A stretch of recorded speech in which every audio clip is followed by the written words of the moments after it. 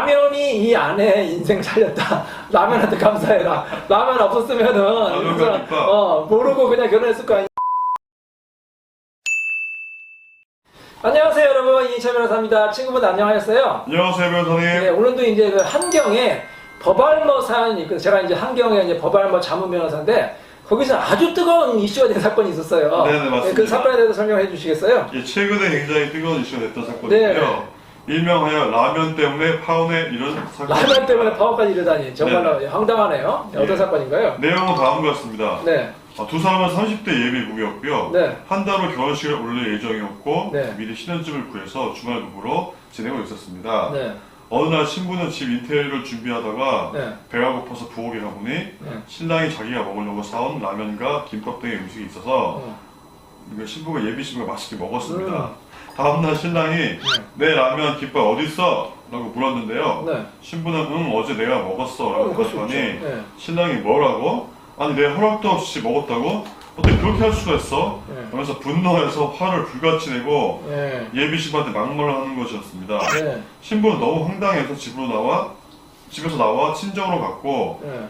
그 후로는 연락을 하지 않았는데 며칠 후 신랑이 전화가 와서 사과하는 줄 알고 받았는데 신랑은 이 결혼 파혼하자 네. 라고 해서 신부는 오히려 잘 되었다고 생각해서 네. 예식장, 스드메 등을 취소하니 신랑이 미안하다며 파혼은 진심이 아니었다라고 얘기하였습니다. 네. 신부는 정 떨어져서 결혼할 마음이 사라졌고요. 네. 그래서 결국엔 파혼에 이르게 되었는데요. 네. 자, 이럴 경우 네. 이 파혼의 책임이 누구한테 있고 네. 결혼비용, 위약금 등등은 누가 책임져야 할까요? 네, 이것도 정말 얼마 전에 제가 답변한 그런 사안인데 정말은 막 댓글이 어마어마하게 달렸어요. 이제 이제 네이버라든지 이런 데 올리면 댓글 달리는 기능이 있거든요. 굉장히 이슈가 됐던 네, 그런 내용입니다. 남자 측, 여자 측, 심지어는 어떤 분이 저한테 전화까지 왔어요. 전화까지 와서 막 항의하기. 근데 제가 여기 사연 당사자도 아닌데 왜 저한테 항의하시는지 모르겠습니다. 어쨌든 그렇게 굉장히 이제 큰 이슈가 된 그런 사건이었거든요. 자, 우리 그 친구분은 이 사연 읽고 어떤 생각이 들었어요? 그냥 황당합니다. 황당하죠. 네. 일단 누가 잘못한 것 같아요? 신랑이요. 그렇죠. 누가 봐도 이거는 신랑이 좀 너무했다는 그런 생각이 들잖아요. 물론 이제 신랑 측도 변명의 여지는 있습니다. 아니 왜 내 허락도 없이 내 음식을 먹어? 그럴 수 있죠. 물론 말 안 하고 먹을 수는 있지만 배가 고프면 먹을 수 있는 거 아닌가요? 그러니까요. 역으로 이 신랑이 남자 쪽에서도 네. 와이프 예비 신부가 먹고 사다 왔는데 자기가 이제 집안일을 하고 집을 고치다가 배가 고파서 그걸 얘기 안 하고 먹을 수도 있는 거 아닌가요? 이건 뭐 남자 여자의 문제를 떠난 거예요. 그렇습니다. 전혀 남자 여자 문제가 아니라 그렇습니다. 이 가족 간에 어느 정도까지 좀 허락을 해줘야 되냐. 이해와 존경의 문제?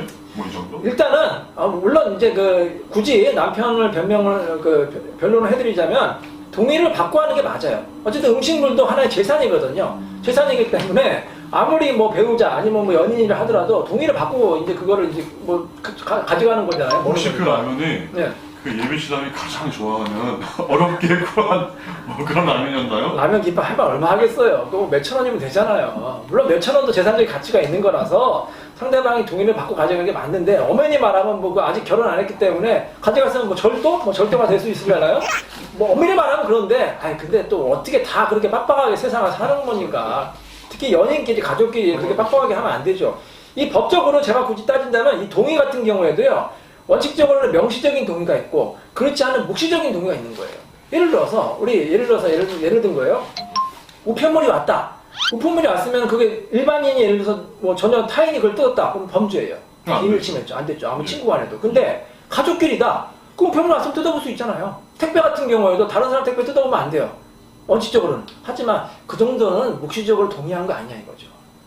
뭐 음식물도 마찬가지고 아니면 뭐 예를 들어서 집에 뭐 급한 일이 있다 그러면 뭐 상대방한테 뭐 허락 안 받고 뭐 상대방 물건을 잠깐 쓸 수도 있잖아요. 원래는 허락을 받고 써야 되는데 어떻게 모든 100가지 사항 뭐 1000가지 사항 다 일일이 다 허락을 받고 사냐 이거예요. 피곤해서 못 살잖아요. 그래서 법에서도 묵시적인 동의라고 있는 거예요. 이 사건도 마찬가지예요. 라면 김밥 물론 허락을 받고 하는데 좋은데 그러면 너무 배가 고픈데 예를 들어서 전화했는데 남편이 남자친구가 전화를 안 받아요. 너무 배가 고픈데 그럼 먹어야죠. 어떡하겠습니까? 그거를 뭐 범죄라고 생각해서 먹지 않잖아요. 그래서 그 정도는 이 여자친구가 할 수 있는 거고 남자분이 조금 넓은 마음으로 아량을 갖고 그거를 이해를 해줘야지 또 이거를 따지고 뭐 네 거니 내 거니 하는 것 자체가 저는 조금 문제가 있다고 보면 되고요. 파혼을 잘한 것 같아요. 이런 사람하고는 피곤해서 같이 못 삽니다. 못 사나요? 네, 파혼을 너무 잘한 것 같고 자 그러면 이런 문제가 되겠죠. 아니 만약에 그래서 댓글 중에 이런 댓글이 있어요. 라면이 이 아내의 인생 살렸다. 라면한테 감사해라. 라면 없었으면은 이 사람, 모르고 그냥 결혼했을 거 아니냐. 라면 때문에 정말 바보잖아. 라면한테 제일 감사해야 된다고 하는데 라면과 김밥이 한 사람의 인생을 살린 거네요. 이 결혼 전에 상대방의 성격을 잘 알아야 돼요. 사실 우리가 연애하고 좋을 때는 좋은 것만 보여주잖아요. 그러면 그 사람이 좋은 사람인 줄 알아요. 저희가 이혼할 때 제가 물어봐요. 이 사람 그 결혼 전에 몰랐어? 다 몰랐대. 왜? 연애할 때는 좋은 면만 보여주거든. 누가 나쁜 거 보여주겠어요. 그리고 결혼하고 나서 이제 이 사람이 다 변했다고 하는데 변한 게 아니에요. 결혼 후의 모습이 본래 모습인 거고요. 연애할 때는 그걸 가면으로 감추는 거였던 거예요. 그렇다면 연애할 때 콩깍지가 씌어서 못 봤던 거죠. 그렇다면 연애할 때 네. 조금이라도 상대방의 어떤 본 모습을 보려고 하면 네. 어떻게 해야 될까요? 자, 어떻게 되느냐? 결혼할 때 할 수 있는 행동과 상황을 만들면 되는 거예요. 결혼하면 부부싸움 하죠. 그 부부싸움의 상황을 미래 연애할 때 해보는 겁니다. 그 부부싸움처럼 치열하게 싸워봐요. 사람이 화가 나고 치열하게 싸우면 그 사람이 본성이 나오거든요. 막 불같이 화를 내고 막 책상을 꽝꽝 두드리고 물건 다 부수고 막 그런다. 폭력적인 사람이니까 바로 헤어지기 바랍니다. 자, 그리고 도박 중독이다? 결혼 후에 아는 경우 있어요. 어떻게 아느냐? 도박을 하러 가야죠. 합법적인 데서.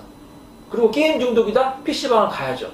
게임 중독이지. 미리 한번 같이 네. 보는 거죠? 알코올 중독 많거든요. 술을 마셔봐야죠. 언제? 만취될 때까지. 그런 상황을 만들라는 거예요. 그러면 그 사람의 본 모습이 나올 수가 있으니까 꼭 잘 파악하고, 그리고 너무 빨리 결혼하시면 안 돼요.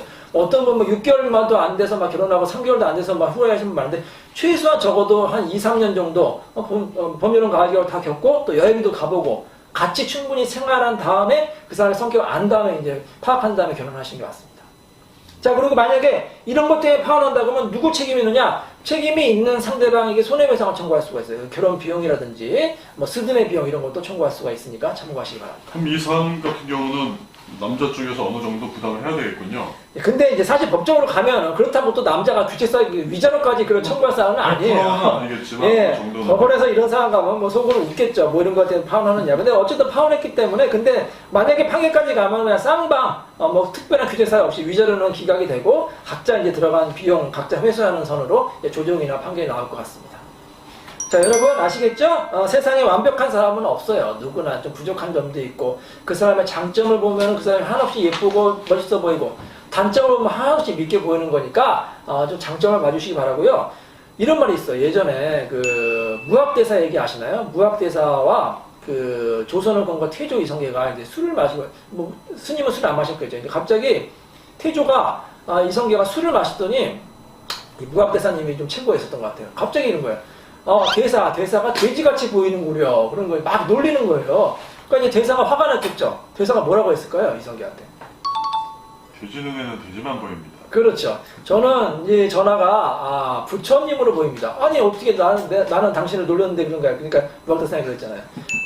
부처님 눈에는 부처만 보이고 돼지 눈에는 돼지가 보인다. 그런 말이 있잖아요. 정말로 명언인 것 같아요. 항상 본인이 어떤 생각을 하느냐에 대해서 다른 사람을 깎아내릴 수도 있고 장점을 볼 수도 있는 것 같습니다. 여러분 아시겠죠? 항상 상대방을 배려하고 존중하는 그런 태도를 보였으면 좋겠고요. 또 상대방한테도 존중받고 행복하게 그렇게 사셨으면 좋겠습니다. 여러분 안녕히 계세요. 감사합니다. 네.